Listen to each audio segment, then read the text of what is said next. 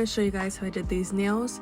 First, I already prepped and primed my natural nails. I'm going in with the Prey Extend Gel and applying that at a 45-degree angle and flash curing it. I'm going to show it again on my index finger.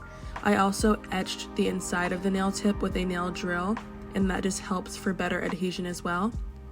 Now I'm going in with my cuticle bit and sealing the cuticle. Sealing the cuticle basically blends the nail tip in with your natural nail to prevent lifting. And next I'm using my sanding band and just roughing up the surface. I do this because it helps the gel adhere, and I also don't use a base gel or anything because I just don't like using that. And this is a brush that I dipped in acetone. I'm rubbing it on the cuticle because it melts the nail tip, which also helps with it not lifting. And the next step, I'm just going in with black gel polish. I think that's a Beetles polish. I'm going to use 2 coats of that for the background of my Aura and Chrome nail art. And next, I'm going to mix acetone and my light blue gel polish. I'm just going to spray it just kind of like far away.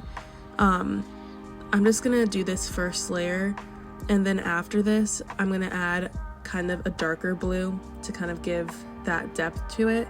I'm going to focus on spraying this more of in the center so it can add that vibrance to it.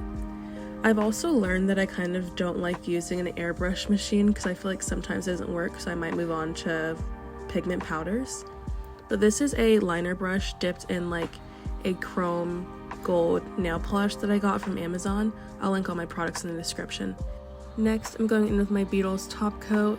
I'm going to paint all my nails and cure that for 60 seconds. And then after that, I'm going to go in with my cuticle oil and kind of just freshen up the cuticles a little bit. And then you are all done. If you found this video helpful or just liked the content, make sure to subscribe, like, and comment.